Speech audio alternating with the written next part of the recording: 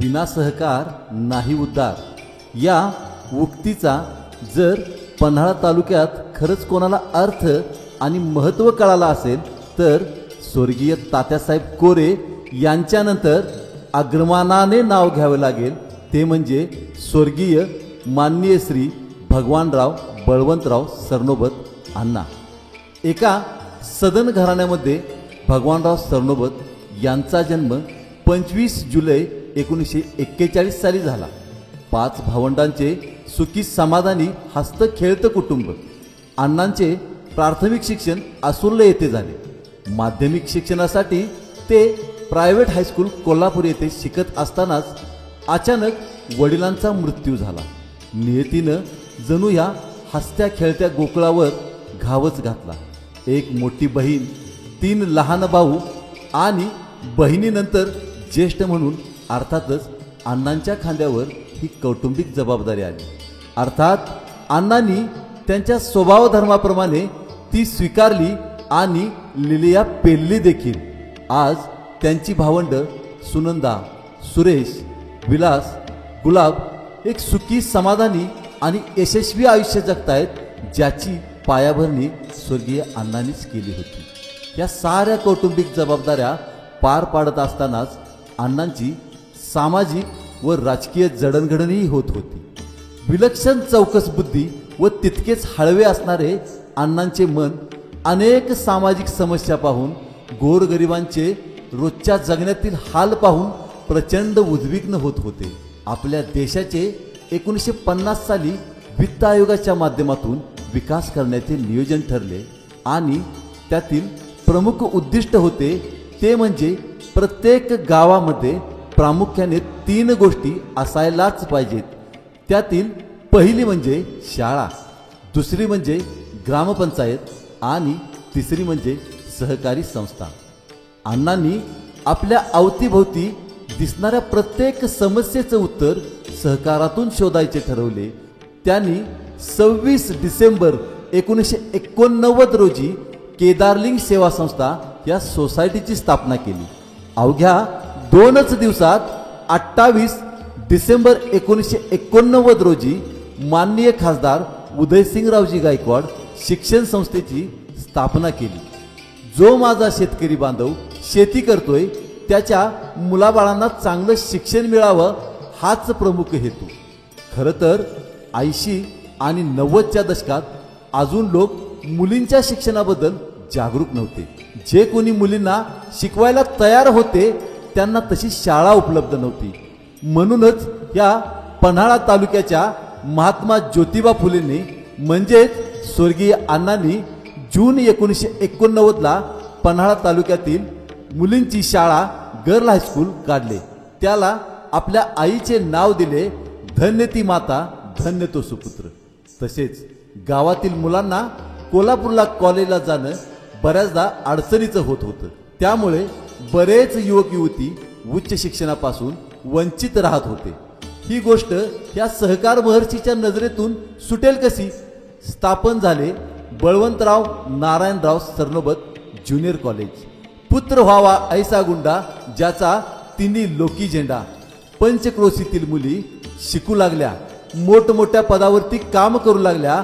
आज देशात वेगवेगळ्या 182 अधिकार पदावरती अण्णांच्या शाळेतून शिकलेल्या मुली काम करत आहेत. अण्णांच्या कार्याची महती आणि त्यांचा प्रामाणिकपणा यामुळे पंचक्रोशीतील सामाजिक व राजकीय कार्यकर्ते अण्णांच्याकडे आकर्षित झाले. आसुर्ले, पोर्ले, दरेवाडी, उतरे, वाघवे, पिंपळे, येवलूज, पडळ, खोतवाडी, सातार्डे, देवठाणे, आळवे, निकमवाडी, गोलिवडे, कुशिरे, पोहाळे, वडणगे, गोगवे, साळवण, इंजोळे, मानकात्रेवाडी, कुऱ्हाडवाडी, नावली अशा अनेक गावात मिळून अण्णांनी दूध संस्था, पतसंस्था, सेवा संस्था अशा तब्बल 42 संस्थांची स्थापना केली.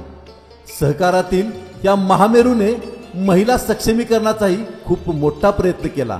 महिलांना त्यांच्या स्वउद्धारासाठी महिला सेवा संस्था स्थापन करून दिल्या. या साऱ्या कार्याचा गौरव म्हणून लोकांनी अत्यंत उत्स्फूर्तपणे अण्णांना 1992 साली जिल्हा परिषद निवडणुकीत निवडून दिले. कोणतीही सत्ता हाती नसताना सहकारात कामाचा डोंगर उभा करणाऱ्या अण्णांना आता विकासाचा पर्वत उभा करण्याची संधी मिळाली होती. त्यांनी त्या संधीचे सोने केले नसते तर नवलच. जिल्हा परिषद सदस्य म्हणून त्यांनी रस्ते, गटर्स, समाज मंदिर, दुकानगाळे, घरकुल इत्यादी कामे तर केलीतच, पण त्याचबरोबर अनेक चिरस्मरणीय कामेही केलीत. उदाहरणार्थ वाघवे गावातील 12 वाड्यांमध्ये वीज नव्हती. भौगोलिकदृष्ट्या हा भूभाग अत्यंत अवघड आहे, डोंगर कपाऱ्यांचा आहे. अण्णांनी ह्या 12 वाड्यात एका दिवसात विजेचे खांब टाकून लाईट आणल्याची आठवण आजही तिथले लोक अत्यंत अभिमानाने सांगतायत. अण्णांच्या एका जिल्हा परिषद पत्रावरती 16 शिक्षक भरती झाले होते, जे आजही अण्णांचं नाव अत्यंत आदराने घेत आहेत. या साऱ्या कामाची दखल जिल्हा पातळीवर घेतली गेली. स्वर्गीय अण्णांना कोल्हापूर जिल्हा मध्यवर्ती बँक KDCC मध्ये 1999 ते 2008 ह्या वर्षात काम करण्याची संधी मिळाली. तिथंही अण्णांनी अत्यंत चमकदार अशी कामगिरी केली. 2004 साली अण्णांना KDCC बँकेचे उपाध्यक्षपद मिळाले.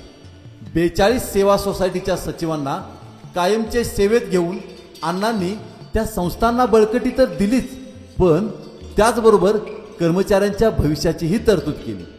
गोरगरीब लोकांना जेव्हा राष्ट्रीयकृत बँका म्हणावा तसा प्रतिसाद देत नव्हत्या, किंबहुना बऱ्याचदा विश्वासही ठेवत नव्हत्या, ही बाब लक्षात घेऊन अण्णांनी 30 एप्रिल 1997 रोजी श्री नृसिंह सरस्वती सहकारी बँकेची स्थापना केली, जी बँक आजही लोकांची सेवा करत आहे, लोकांच्या अडीअडचणीमध्ये उपयोगाला येत आहे.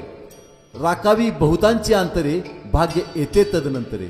अशा या सहकार, राजकारण, समाजकारण, अर्थकारण, शिक्षण अशा विविध क्षेत्रात काम करणाऱ्या ऋषितुल्य व्यक्तिमत्वामुळे आज 300हून अधिक लोक कर्मचारी म्हणून काम करत आहेत. ह्या परिसराच्या स्पर्शाने जवळपास 45 ते 50 हजार सभासदांच्या आयुष्याचे सोने झाले.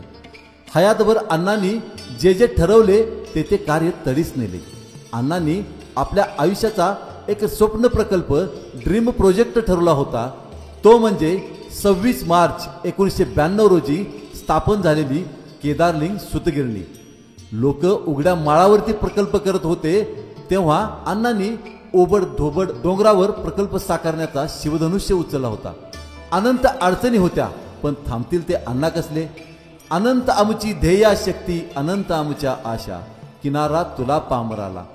आज तो सुवर्णक्षण येतोय. ते स्वप्न साकार होतंय, ज्या स्वप्नाने गेली 32 वर्षे झोपच येऊ दिली नव्हती, डोळेच मिटू दिले नव्हते, ते म्हणजे केदारलिंग सूतगिरणी. पन्हाळा तालुक्याचे भाग्यविधाते माननीय आमदार डॉक्टर विनयरावजी कोरे सावकर साहेब यांच्या अथक प्रयत्नातून साकार होणारा हा प्रकल्प म्हणजे स्वप्नपूर्ती अण्णांची. आमचे वडील स्वर्गीय भगवानराव सरनोबत अण्णा, त्यांनी या पंचकृषीत जे रोपटे लावले आहे, त्या रोपट्याचं वटवृक्ष करण्याची जबाबदारी तुमच्या आमची आहे. या सहकाराचे वटवृक्ष होणे हीच खरी अण्णांना आदरांजली आहे. तुम्ही लोकांनी जे आमच्यावर व आमच्या संस्थेवर जे प्रेम केले, असेच प्रेम आमच्यावर राहू दे, ही केदारलिंग चरणी प्रार्थना.